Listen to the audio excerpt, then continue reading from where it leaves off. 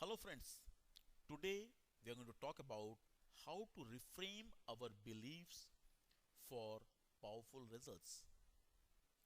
Many of us are anxious, scared, feel upset with people or situations which may never happen or which is just not true or might have happened in the past. Yet, the emotional, the physiological and chemical reactions within us are exactly as if it is true. Here I am referring only to the negative meanings which we attach with what we think and feel. Imagine you're working for a boss who is very strict and gives you the toughest task, and every time, even if you make a smallest mistake, he takes you to the task. You're sick of him, you're scared of him, you want to resign. One day, suddenly, you could hear him speaking to someone, talking about you. He, he cannot see you. You hear him say that he has got a very high potential, but he doesn't realize it. And he can actually excel very well professionally and in every aspect of his life. And that is why I am so strict with him. And I purposely give him the most challenging assignments.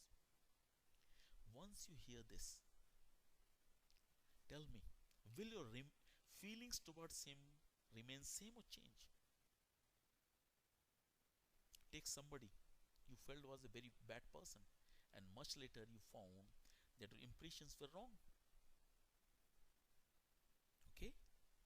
But these realizations happens to us rarely. Sometimes it may not happen. And instead, unknowingly or because of not verifying our assumptions, we spend most of our life scared, angry, afraid, hating, feeling miserable, etc. etc. about people, events, things, and situations which do not mean what we think. As Mark Twain beautifully said this very nicely, my life has been filled with terrible misfortunes, most of which never happened. In life impacting neuro linguistic programming, there is an excellent tool called reframing. This can be beautifully used to break our negative, unhelpful, threatening, disempowering, unresourceful thoughts, attitudes, beliefs, or perceptions. Reframing is a very simple tool to use which says do not get stuck with only one meaning of an incident, which creates this empowering reaction in you. Rather, identify the multiple meanings and choose the one which makes you feel great, cheerful, positive, and good about yourself. It only needs a little training of mind to get used to right thinking by discovering and inculcating the most empowering and powerfully positive feelings almost all the time. Now, let us first understand how reframing works. There are two ways we can reframe, either change the context or change the content or meaning. Context reframe is giving another meaning to a statement by changing the context. Content reframing is giving another meaning to a statement by recovering more content which changes the focus. It is also called meaning reframe. Basic purpose of reframing is, there are six basic purpose. First is moving from inactive to active. Like in situations where you're saying to yourself or someone is saying this, I am doubtful whether I can do anything about this. You might respond, what is one thing you can do in this situation? Second, moving from past to future. This is a situation where either you are saying to yourself or someone else is saying this. I have never been good at public speaking.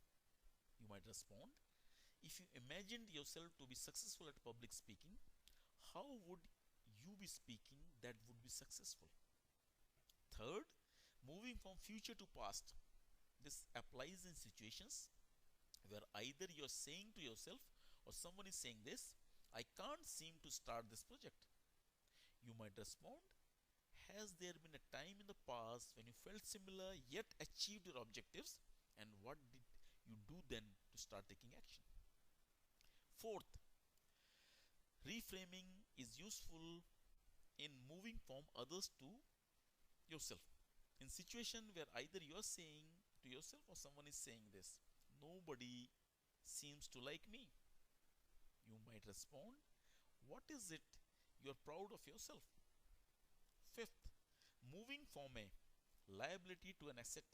In situations where either you are saying to yourself or someone is saying this, because of being a perfectionist, I am always under pressure and am not able to achieve my goals. You might respond, which situation where being a perfectionist is most helpful? 6. Shift from victimization to empowerment.